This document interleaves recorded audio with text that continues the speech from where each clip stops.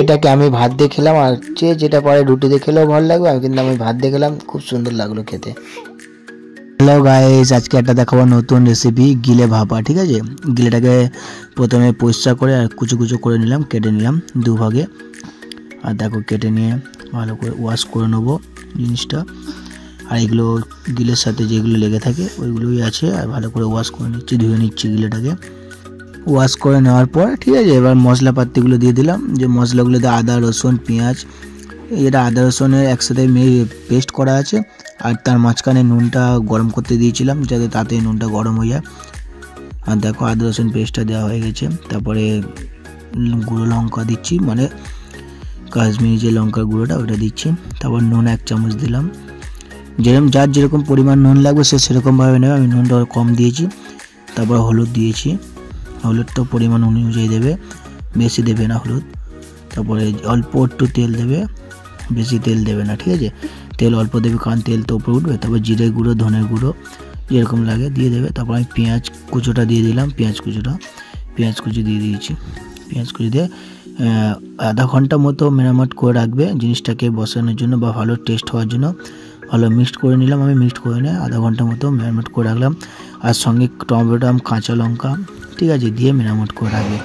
কাঁচা লঙ্কা টমেটো মাছেই তো এখানে দেখে নাও দিয়ে দিয়েছি। আর একটু গুঁড়া লঙ্কা দিয়েছি কারণ একটু লাল হওয়ার জন্য। আর গরম মশলাও দিয়ে দিয়েছি একসাথে, গরম মশলাটা ওর সঙ্গে দেওয়া আছে।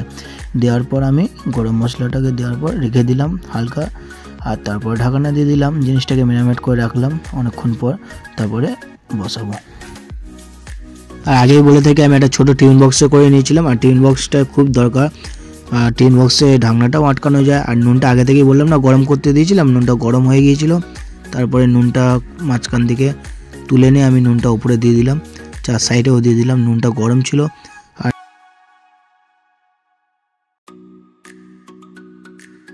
আধা ঘন্টা রেখেছিলাম, আধা ঘন্টা পর আমি তারপর তুলে নিলাম। দিয়ে আবার গরম ছিল বলে আমি জলে একটুখানি ঠান্ডা করে নিলাম, ওয়াশ করে নিলাম। ঠিক আছে, ঠান্ডা করার পর দেখো জিনিসটাকে খোলার পর কত সুন্দর মানে গ্রেভিটা আসে, আর কত সুন্দর কালার এসছে। দেখো যে লালচি কত সুন্দর কালার এসছে, আর সব সিদ্ধ হয়ে গেছে, আর খুব সুন্দরই হয়েছে। ঠিক আছে, আর দেখো দেখতে কত সুন্দর হয়েছে, আর গ্রেভি এর সঙ্গে এটা তুমি একবার খেয়ে দেখো, এইভাবে তোমরা একবার বানিয়ে দেখো, জিনিসটা কত সুন্দর লাগবে খেতে। আর গরম ভাত দিয়ে বা গরম রুটিতে খেয়ে দেখবে কত সুন্দর লাগবে দেখতে, আর খেতেও খুব সুন্দর লাগবে। সঙ্গে সঙ্গে তো টেস্ট করেই নিলাম, দেখো কত সুন্দর। তোমরা বানিয়ে দেখো। আর ভিডিওটা দেখার জন্য থ্যাংক ইউ। ওকে,